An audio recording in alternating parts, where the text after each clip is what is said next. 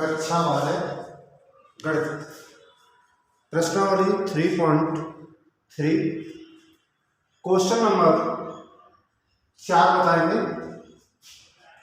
देखिए ये दिया हुआ है a डैश इक्वल टू -2132 और b बराबर दिया है -1102।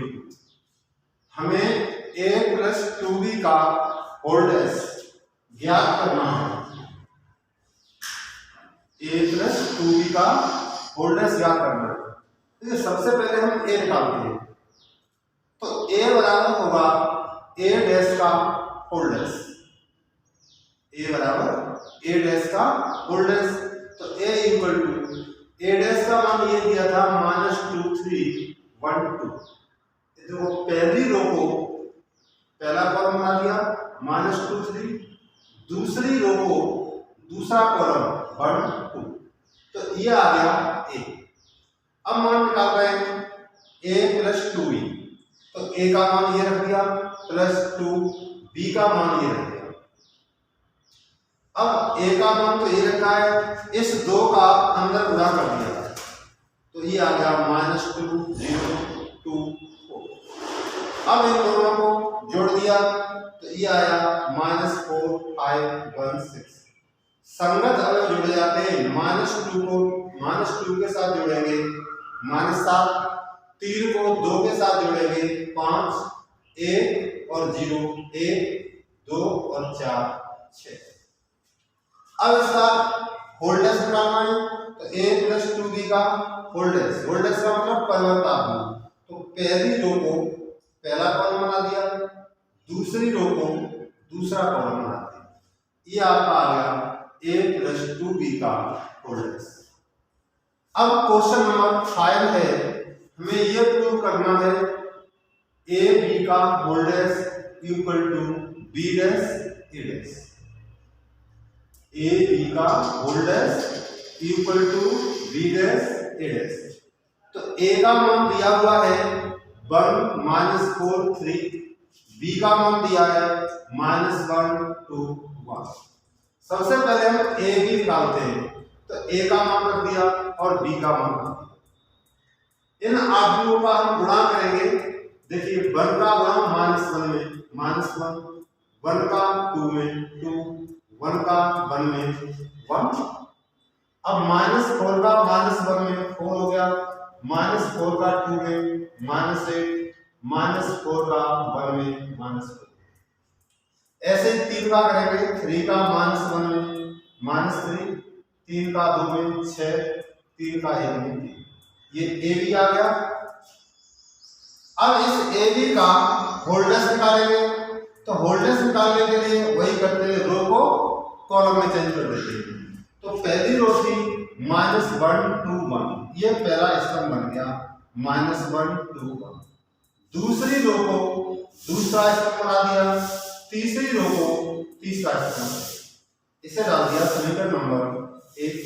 ये आपका ए बी का होल डैश आ गया।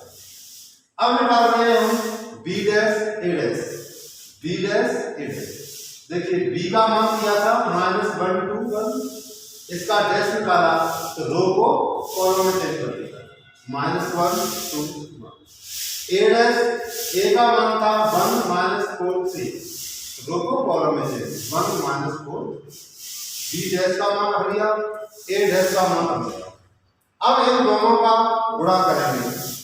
गुणा बता सकते हैं कई बार आपको, -1 का 1 में -1, -1 का -4 में 4, -1 का 3 में -3, 2 का 1 में 2, 2 का -4 में -8, 2 का 3 में 6, 1 का 1 में 1, 1 का -2 में -2, 1 का 3 में 6। अब आपने देखा b डैश a डैश का मान मिला है, और यही मान था ए बी का होल डैश। ये दोनों सेम है, तो समीकरण 1 और 2 से स्पष्ट है कि ए बी का whole dash equal to B dash A dash. अब इसी का सेकंड पार्ट है, ए बराबर दिया है 0.2, बी बराबर दिया है 157। प्रूव हमें यही करना है ए बी का whole dash equal to B dash A dash. सबसे पहले ए बी निकालते हैं, तो ए का मान रख दिया और बी का रख दिया, इनका मल्टीप्लाई किया, 0 का 1 में 0, 0 का 5 में 0, 0 का 7 में 1 का 1 में 1 का 5 में 5, 1 का 7 में 7। यहाँ 2 एकड़ 2 2 पंजे 10 2 सत्ते, ये ए बी आ गया। अब इसका डैश निकालेंगे तो रो को कॉलम में चेंज कर दीजिए। पहली रो थी 0 0 0, पहला कॉलम हो गया, दूसरी रो थी दूसरा कॉलम, तीसरी रो का तीसरा कॉलम, ये ए बी का होल डैश आ गया। अब निकालेंगे बी डैश ए डैश, तो बी का मान ये था 157, डैश निकालेंगे 157। ऐसे ए का मान था 012, डैश निकालेंगे तो 012। अब इन दोनों का हमने गुणा कर दिया, गुणा करने के बाद ये आ गया। तो समीकरण 1 और 2 से आप देख रहे हैं ये आपकी और ये आपकी सेम है।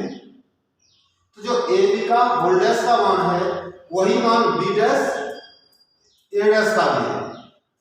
तो समीकरण 1 और 2 से स्पष्ट है कि ए बी का whole dash equal to B dash A dash. अब क्वेश्चन नंबर आ जाइए 6, छठवां क्वेश्चन क्या कह रहा है देखिए।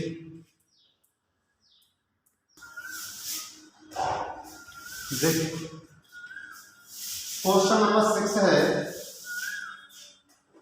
ए बराबर आपको दिया है cos alpha sin alpha minus sin alpha cos alpha. हमें सिद्ध करना है a dash a equal to i, a dash a equal to i। तो सबसे पहले हम a डैश a का मान निकालते हैं। तो a डैश देखिए cos अल्फा sin, पहली रो को पहले स्तर में चेंज कर दिया, दूसरी रो को दूसरे स्तर में, ये मान ए डैश का आ गया और ये मान ए का आ गया। अब इनका गुणा करेंगे, cos अल्फा का गुणा cos अल्फा में किया cos square alpha, minus sin alpha का माइनस sin अल्फा में प्लस sin स्क्वायर अल्फा। इस रो का गुणा इस स्तर में कर दिया, एक एलिमेंट आ गया।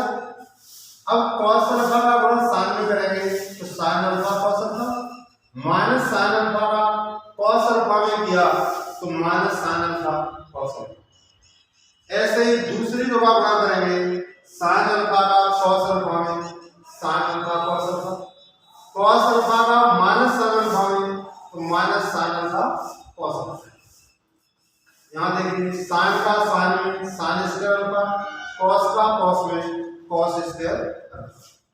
तो ये cos square alpha plus sin square alpha, इसका मान 1 हो गया, ये कट गए प्लस माइनस के 0, ये कट गए प्लस माइनस के 0, ये sin square alpha plus cos square alpha का मान 1 हो गया। तो ये 1 0 0 1 ये i हो गया। तो a dash a equal to true हो गया, यही सिद्ध करना था।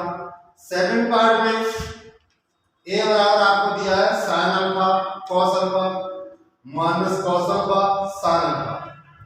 सिद्ध हमें यही करना है, a dash a equal to i। LHS डाल दिया, a डैश a, पहले a डैश का मान रख दिया और a का मान रख दिया।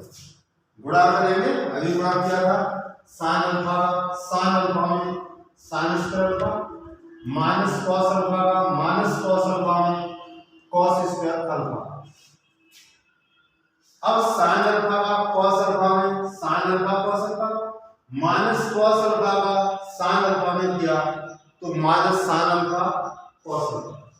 ऐसे इस रो का गुणा कर दिया, यहाँ sin square alpha plus cos square alpha का मान 1 हो गया, ये कट गए 0 हो गया, ये कट गए 0 हो गया, इसका मान 1।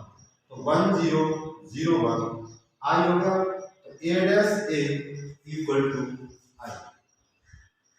अब क्वेश्चन नंबर 7 है, उन्होंने ये कहा कि a बराबर ये है, सिद्ध कर दो a सममित आव्यूह, a सममित आव्यूह। तो इसका हमने a डैश निकाला, देखो पहली रो को पहले स्तंभ में रख दिया, दूसरी रो को दूसरे स्तंभ में, तीसरी रो को तीसरे स्तंभ में, तो ये ए डैश आ गया। तो ए डैश बराबर क्या आ गया, देखो जो ए था वही लौट के आया, 1 -1 5 -1 2 1 5 वही लौट के आ गया। जब ए डैश बराबर ए आ गया, इसका मतलब ए सममित आव्यूह। अब इसका सेकंड पार्ट है, ए बराबर दिया हुआ है, हमें यह सिद्ध करना है कि ए विषम सममित आव्यूह, प्रूव करना है ए विषम सममित आव्यूह। तो ए बराबर ये दिया, हमने ए डैश निकाला, देखो पहली रो 0 1 -1, इससे पहला स्तंभ बना दिया, दूसरी रो को दूसरा स्तंभ, तीसरी रो को तीसरा स्तंभ। इस आव्यूह में से माइनस कॉमन ले लिया, ये आ गया। जब माइनस कॉमन लिया तो ये लौट के ए आ गया, देखो 0 -1 0 -1, इसकी जगह क्या लिख दिया, तो ए डैश बराबर माइनस ए आ गया। तो ए एक विषम सममित आव्यूह। अगर ए डैश बराबर ए आ गया तो सममित होता है, और ए डैश बराबर माइनस ए आए तो विषम सममित आव्यूह होता है। अब हम क्वेश्चन नंबर कराएंगे आपको अगला।